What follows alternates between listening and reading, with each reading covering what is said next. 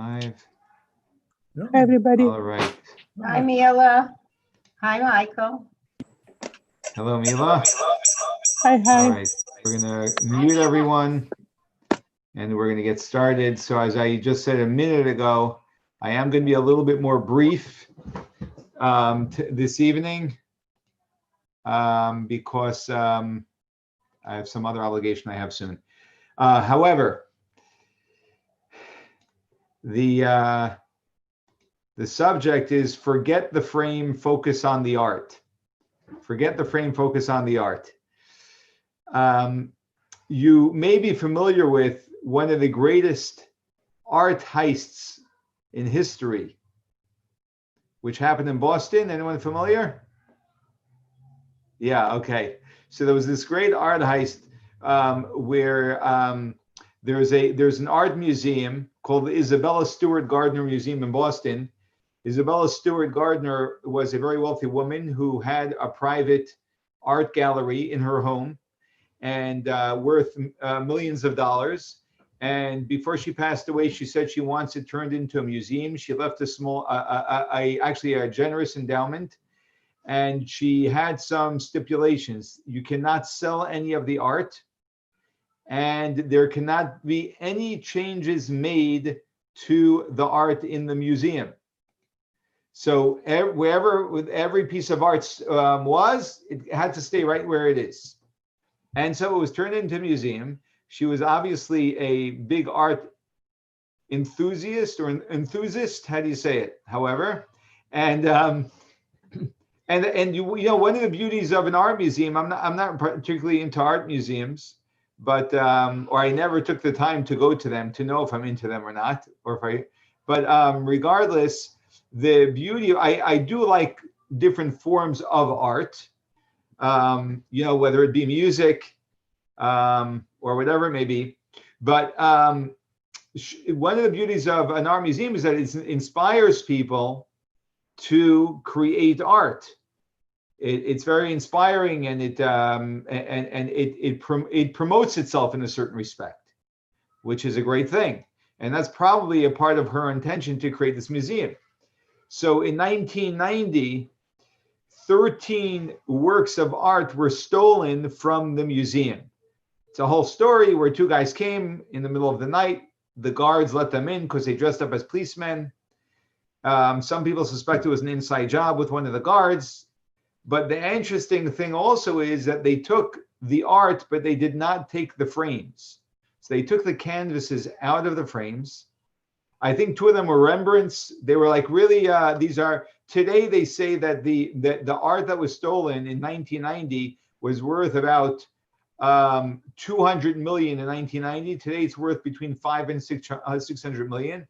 And they have still not found a single piece of that art. They could not find they believe that they know who the two thieves are and that they're dead. So whatever. But the pieces of art, they cannot find a single piece of art, which usually is sold or transferred from hand to hand, but they couldn't find a single one. What's really interesting is that one of the museum, I think is either called a museum curator. Is that right? Nod your head, anybody? Someone who runs the museum or whatever it is?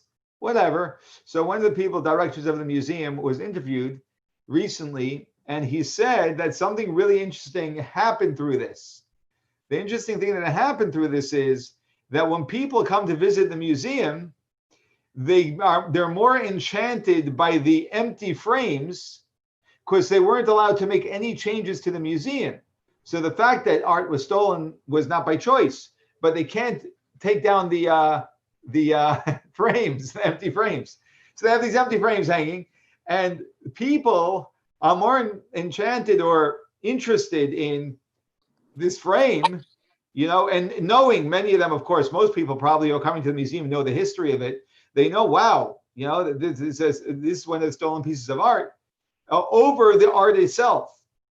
And what happens actually when that happens is that people stop drawing inspiration from all of the art in getting inspired to create new art, so that maybe we'll have a new Rembrandt from the 2020, and instead they're get caught up in what is missing.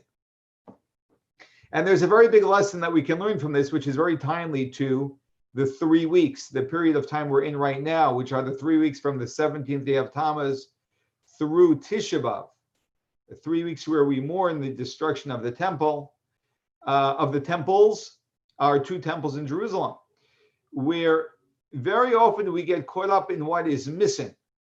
But when we get caught up in what is missing, we are not inspired to replicate, to replace what is missing with what we really want. So I always say that, people often point out problems, right? And I like to remind people that you don't need to be quite very sophisticated to point out a problem. Problems are quite easily observable. But and we don't need your help in pointing out the problems. What we do need your help with is coming up with a solution. So like I tell people at the shul, if you see a problem, please do not even mention it to me until you have at least a recommended solution. So at least I know that you're thinking in a positive frame of mind instead of just dumping a problem on the table and leaving me with a mess to clean up. So that is sort of the exact same idea over here. We can't simply focus on what isn't. We can't simply focus on what's missing, but we have to focus on what do we want? What is different? What do we actually want? Instead of just focusing on the way things are, say, why don't we focus on the way things should be? So that includes being aware of the fact that both of our temples were destroyed, but it also includes and refocuses us on where are we going? What is our vision? So suddenly we're shifting from 2 temples destroyed to a 3rd temple being rebuilt. And that which is very powerful.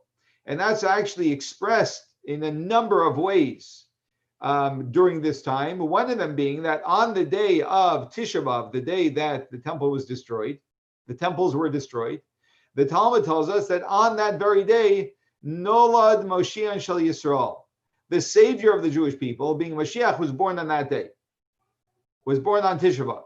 That means the moment there was destruction, God already had the solution being planted, because actually the destruction itself was a step towards the 3rd temple, which we know is going to be a permanent, eternal temple. So we actually see that God leads us in this direction of saying, don't just get consumed in the sadness, get consumed in the sadness within a context of the glory that's going to take us to.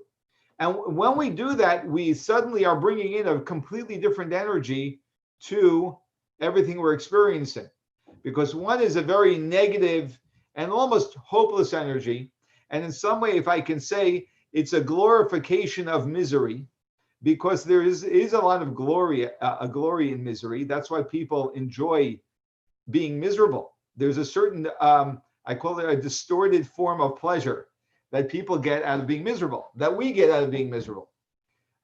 Because the intention is on us, oh, woe is to me, I'm a sorry case, everyone feel bad for me. There's a lot of, unhealthy pleasure in that.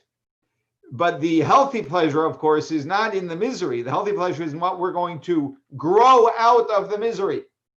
Just as the metaphor that's always used as of a seed that you put in, God created the very nature, which is fascinating. The very nature of a seed sprouting is that it first needs to germinate. It first needs to rot, which is so fascinating. Through its rotting, it actually can sprout forth and give forth much more than it is in and of itself. So embedded within the misery or the sorrow is the salvation. So now if we get caught up in the sorrow, we get stuck in the ground in a spoiled state. But if we remember what we are here for, then we water it, we fertilize it, and suddenly we have something sprouting forth. So the energy is a very, very different energy. Both can be, yes, it's a very sad day. But one is, yes, a sad day, but this is taking us to someplace very big. Or it could just be a sad day where we get lost in the swamp of sadness and nothing productive comes out of it. So the most immediate lesson we can learn is both now to realize that sadness isn't the end of the road, so we don't get stuck in sadness. Where is this sadness supposed to be taking us? Make sure we're focusing on that. And when we have in our personal life some form of a setback or a challenge or a pain or a sadness, to know that everything that God puts us through, he's putting us through for a reason. And to ask ourselves, where are we going with this? Where is God taking me?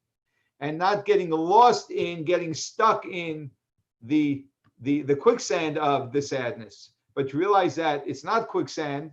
We just have to realize that this is germinating and is going to produce something very powerful. And that wraps it up for tonight. Let me unmute. And the floor is all of yours for anyone that would like to share any comments.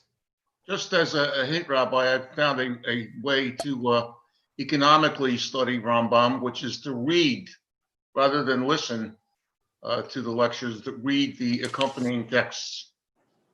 Oh, fantastic. Yeah. That's great. Thank you for Yeah. that tip. So we do know that there are